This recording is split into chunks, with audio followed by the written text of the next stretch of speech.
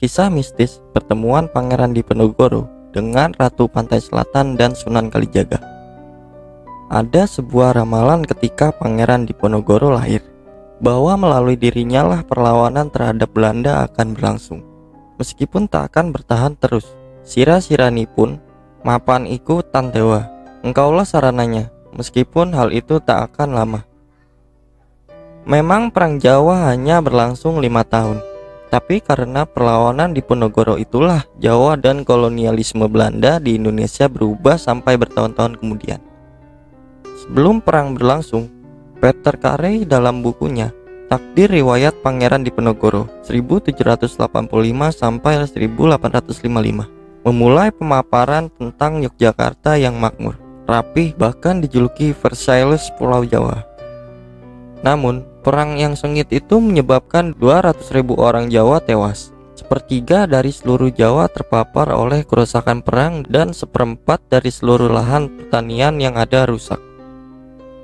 Melalui disertasi yang komplit dan lantas diterbitkan oleh KPG dalam 3 jilid dan hampir berjumlah 1000 halaman itu, Peter Carey, sejarawan Universitas Oxford, mengungkap adanya kuasa ramalan yang menentukan tujuan manusia serta apa yang akan terjadi ketika takdir dipahami sebagai ketentuan yang sudah diletakkan. Masa depan sebenarnya milik masa lalu. Ramalan telah menggerakkan Pangeran Diponegoro sebagai bagian identitas dirinya sebagai Ratu Adil dan pada akhirnya mengubah tatanan lama Jawa untuk selama-lamanya. Takdir itu salah satunya tampak ketika dalam masa dewasanya. Pangeran Diponegoro melakukan laku lelana atau mengembara dari Tegalrejo ke pantai selatan Jawa sesuai kebiasaan kaum Ningrat saat itu. Saat berusia 20 tahun, Jawa sekitar April 1805, dalam persiapan berziarah ke pantai selatan, Diponegoro melakukan serangkaian kunjungan ke masjid-masjid dan pesantren-pesantren di daerah Jogja. Diponegoro bahkan mengubah namanya menjadi Syekh Ngabdurrahim selama perjalanan dengan tujuan agar tak dikenali orang. Setelah berkunjung ke berbagai pesantren, Pangeran Diponegoro juga melakukan tirakat serta menenggelamkan diri dalam kehidupan menyepi dan tapa meditasi. Peter Carey mengatakan, Babat Diponegoro memberi informasi jelas bahwa sang pangeran berziarah ke beberapa tempat suci yang dianggap sangat keramat serta sering dikaitkan dengan dinasti Mataram. Ketika datang ke pantai selatan, Diponegoro mengikuti rute yang sudah ada. Dia berhenti sejenak di Gua Siluman, kemudian menghabiskan 2 malam di Gua Sigolo-Golo, di tepi kiri Kali Opak di Kecamatan Gamelan, Gunung Kidul. Kedua gua ini sering dikaitkan dengan 2 tradisi spiritual Jawa dan sering dikunjungi elit istana untuk bersemedi dan menyepi. Bahkan Gua Siluman disebut-sebut sebagai bagian dari istana para lembut yang diperintah oleh Dewi Pantai Selatan, Ratu Kidul. Pangeran Diponegoro kemudian memasuki Gua Lengse serta memurnikan semua keinginannya hingga mencapai tahap trance.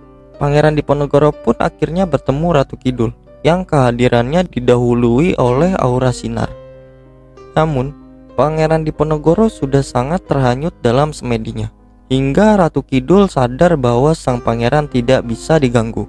Ratu pun kemudian mundur sambil berjanji suatu saat akan datang lagi.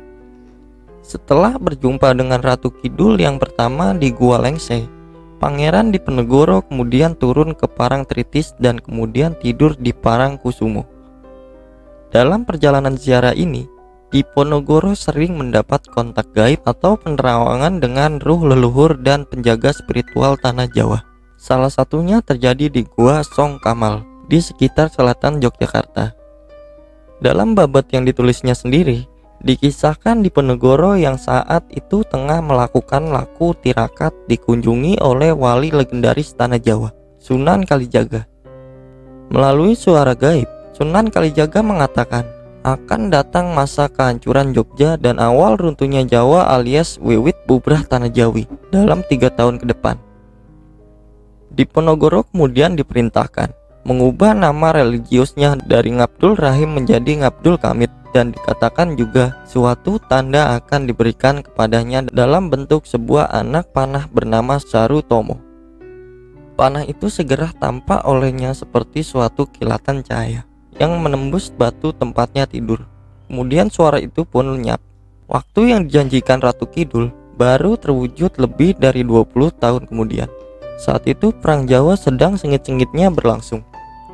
Pangeran Diponegoro dan pengikutnya tengah berkemah di Kamal, di tepi suatu cabang Kali Progo, kira-kira pada pertengahan Juli 1826. Saat itu Ratu Kidul berjanji akan membantu Pangeran Diponegoro melenyapkan orang-orang Belanda, asalkan sang pangeran meminta kepada Allah agar Ratu Kidul bisa menjadi manusia lagi. Permohonan itu lalu ditolak Pangeran Diponegoro yang menyebutkan bahwa pertolongan hanya datang dari Sang Maha Kuasa. Dengan segala kecantikan dan kekuatan magisnya, Ratu Pantai Selatan adalah sosok yang sangat tragis. Ia sangat membutuhkan bantuan doa, meski pada saat yang sama ia juga mampu menolong orang lain.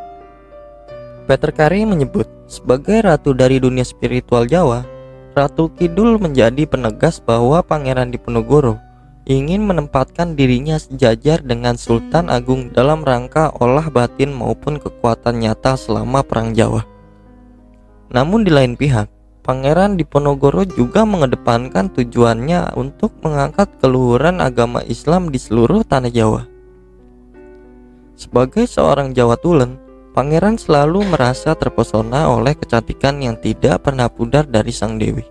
Pangeran Diponegoro mendapat banyak inspirasi dari alam gaib, roh-roh leluhur, dan bersamaan dengan itu, dia mengambil inspirasi pula dari ketaatannya sebagai seorang muslim tarikat Satariyah.